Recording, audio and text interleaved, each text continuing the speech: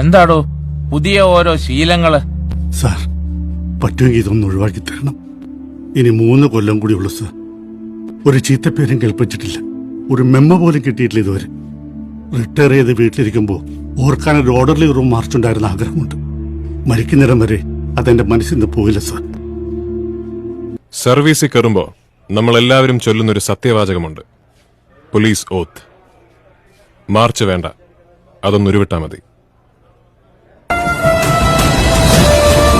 എന്റെ മോളെ MBAക്ക് ചേരാൻ ഇന്നലെ ബാംഗ്ലൂർക്ക് പോയി. ബസ് കയറ്റി വിടാൻ ചെന്നപ്പോ കൂടെയുള്ളതൊക്കെ വലിയ വലിയ ആൾക്കാരെ മക്കളാ. ബസ് വിടുന്നതിന് മുൻപ് തിരിച്ചു പോയിക്കോളാൻ എന്നെ നിർബന്ധിച്ചപ്പോ എനിക്ക് ആദ്യം പിടികിട്ടില്ല. പിന്നെ മനസ്സിലായി അവൾക്ക് നാണക്കേടാ സാറേ പോലീസുകാരന്റെ മോളാന്ന് പറയാൻ.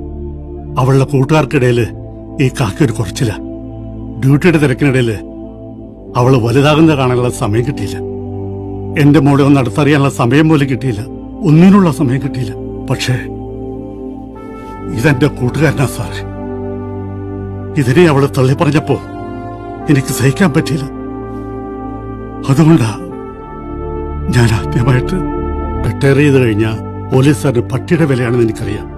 പക്ഷേ ഇതങ്ങ് ദേഹത്തോട്ട് കയറുമ്പോഴുള്ള അഭിമാനമുണ്ടല്ലോ, അത് വേറൊന്നിനും തരാൻ പറ്റില്ല സാറേ. വേറൊന്നിനും. കള്ളം കാണിച്ചിട്ടില്ല, എന്റെ അടുത്ത് വരുന്നവരെ സഹായിക്കാതെ ഇരുന്നിട്ടില്ല ഇതുവരെ, ഈ നിമിഷം വരെ. ഇനിയുള്ള 3 വർഷവും തല ഉയർത്തി നിന്നെ പറയും സാറേ, ഞാൻ ASI സുധാകരനാണെന്ന്.